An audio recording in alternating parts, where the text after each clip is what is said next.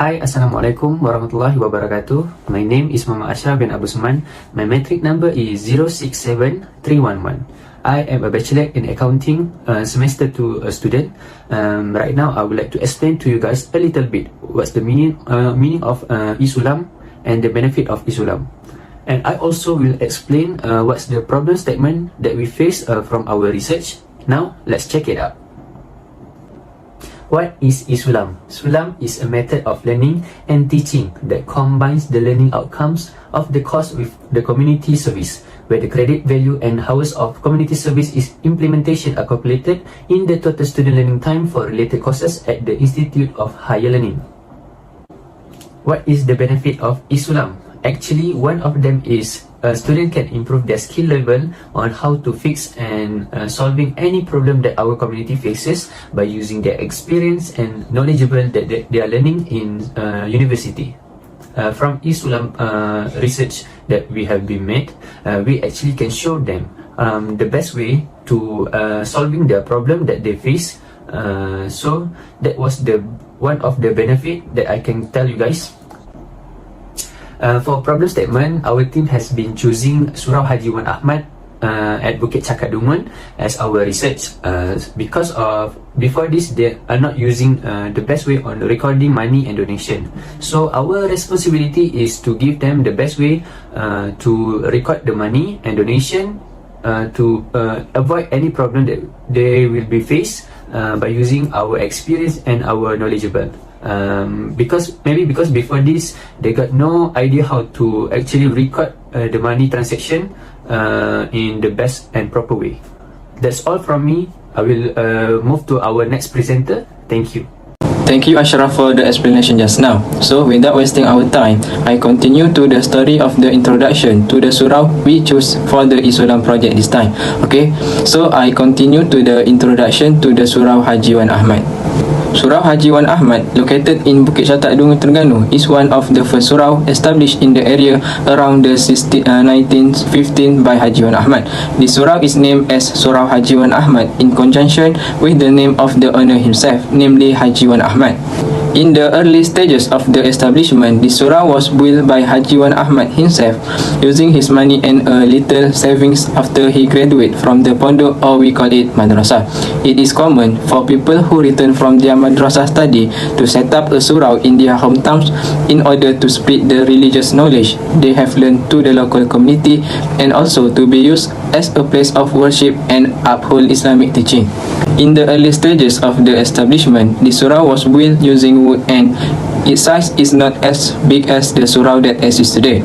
It is estimated to hold in 14 people over the congregation. According to the chairman of the surau, Cik Rosli, because this surau suffers several damage and many leaks, and the condition of the surau is not safe to use in the long run, the old surau has been demolished and it was built new in stone around 2017. So far, this is the only introduction that I can summarize the results of interviewing the chairman of Surau Haji Ahmad. So we move on to the next presenter. EMIMAS offer a system that is easily accessible and easy to use by the organizations. EMIMAS is able to produce more clearer and more transparent report, as well as comply with Sharia requirements in the management of various funds. EMIMAS is an online fund-based financial reporting system for most institutions, surau, association, and even non-profit organizations. The fund accounting basis is adapted in the EMIMAS system to enable the recording of financial transactions to be made according to specific funds, and the surplus or deficit of each fund can be identified and reported more clearly.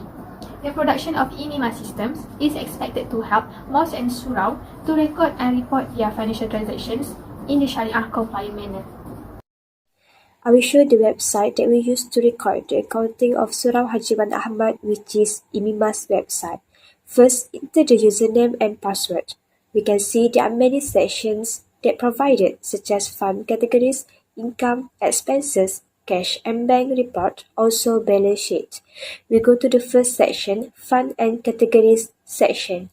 Here we have public funds and development funds, and this is list of sources of income, while this is list sources of expenses. We have assets, idari, ijtimai, liability, and tijari. Next, we go to income section. Most of January revenue is general funds from the public, and some are special funds for the constructions of Surau. The January total income is 353,375 ringgit point 84 cents. This is income for February, which is total income for February is 3,060,648 ringgit point 34 cents. This is income for March, 340,840 ringgit point 34 cents. The total amount for this month will be carried over to the next month, April. The next section is expenses section. Because for January expenses are only 3 items, which is debit house check, bank charges and entertainment program spending. Imarah Surau. Total expenses for February is 24,195 ringgit point 50 cents. For March expenses, 80,801 ringgit. Next, we look at financial details. Click all so we can look the overall amount for 3 months. The most transactions of financial details are in fact online because, as informed earlier, we use bank statement as reference and all these transactions are direct to the bank and mostly by online. So here we can see the total income and total expenses for 3 months. The Surau raised funds as much as 30,440 ringgit point 96 cents. Surau spending for 3 months is 51,519. We go to the statement of income, expenses and net funds. We also click all for this one. We take a look at balance sheet for 3 months. We have asset cash in hand and cash in bank. We use Maybank Berhad. The Surau use Maybank Berhad and the total is 1,03,024 ringgit point 2 cents. Net asset, we have public funds and development funds, total 1,03,323 ringgit point 52 cents. Surau do not have liability for 3 months, for this 3 months. That's all from me, thank you. Untuk dana surau ni, pekat awal ni saya tabur pekat awal juga. Sebagaimana saya nyatakan tadi ya. Jadi sediakan tabung tu pun dia ada orang biasa di rumah ni, orang yang di surau je lah. Dia 20 pun nak bayar api je dulu. Air dulu pakai air telaga. Jadi kos tak tinggi dulu. Bila pekat ni tak ada, pekat dinasti liang ni duduk ambil alih. Maka dengan kita masuk air dengan api ni, jadi kos surau tu tinggi sikit. Dengan ada kipas dia ya. Jadi kita untuk menapung kos perbelanjaan surau tu, jadi kita sediakan tabung juga. Tabung tu biasanya kita letak di sesuatu dalam surau tu, tapi banyak hilang. Dia ambil oleh berapa macam kecedang ni lah. Jadi kita ni kita buat cara bergerak setiap hari ya, tabung tu. Kita tok siang malam kita akan kutip ni. Jadi selamat lah, tak ada kecurian tu satu. Lepas tu segi dana ni, kedian jadi dana banyak sikit lah. Dana orang tersedar, orang banyak duit je ni, dia bagi ke surau, jadi kita tak simpang lah atas individu ni. Sebab bila kita bimbang, kita pun tubuh lah, kita proses surau ni. Dulu tak ada jatuh surau, dia dah fungsi, dia dah terimbang, dia dah sesekali ni. Tapi kat kedian ni, kita tak mampu lah buat macam tu. Jadi kita tubuh organisasi surau, buat mesyuarat agung, melakukan keputusinya, nanti mana fungsinya, setiap usaha, bendahari dan beberapa orang EJK untuk ngurus surau ni. Jadi duit tu biasanya kita masuk bank.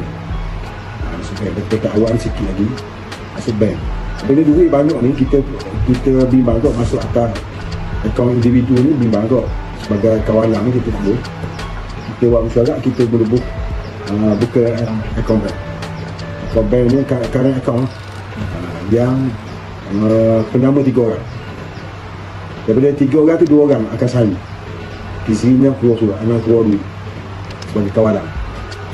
Dari segi kos pengurusan surau setakat hari ni lah tak banyak, lebih kurang 30 ringgit sebenarnya. Sebab air kadang batu tau, penggunaan 10,000 ke bawah kadang tanggung. Daripada 10,000 galen kau tak bayar air.